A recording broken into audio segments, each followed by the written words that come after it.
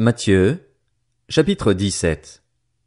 6 jours après, Jésus prit avec lui Pierre, Jacques et son frère Jean, et il les conduisit à l'écart sur une haute montagne. Il fut transfiguré devant eux. Son visage resplendit comme le soleil et ses vêtements devinrent blancs comme la lumière. Et voici que Moïse et Élie leur apparurent. Ils s'entretenaient avec lui.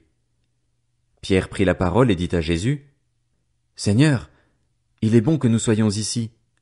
Si tu le veux, faisons ici 3 abris. Un pour toi, un pour Moïse et un pour Élie. » Comme il parlait encore, une nuée lumineuse les couvrit. De la nuée une voix fit entendre ces paroles. « Celui-ci est mon fils bien-aimé, qui a toute mon approbation. Écoutez-le. » Lorsqu'ils entendirent cette voix, les disciples tombèrent le visage contre terre et furent saisis d'une grande frayeur. Mais Jésus s'approcha d'eux, les toucha et dit, « Levez-vous, n'ayez pas peur. » Ils levèrent les yeux et ne virent plus que Jésus seul.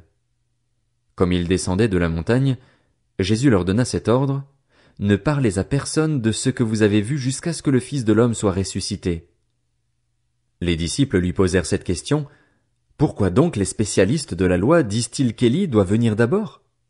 Jésus leur répondit, « Il est vrai qu'Élie doit venir d'abord et rétablir toutes choses, mais je vous le dis, Élie est déjà venu, ils ne l'ont pas reconnu et ils l'ont traité comme ils ont voulu.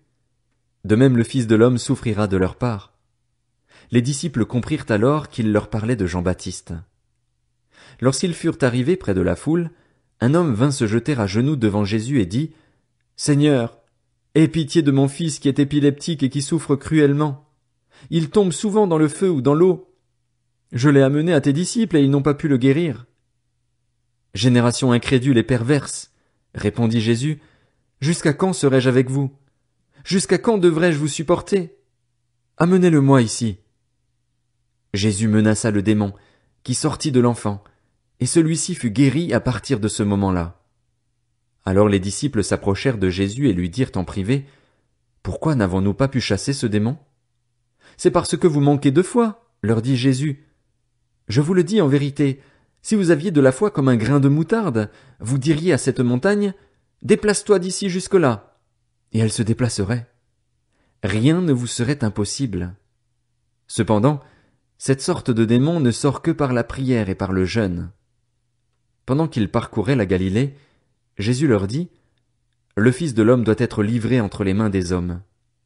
Ils le feront mourir et le 3e jour il ressuscitera. » Ils furent profondément attristés.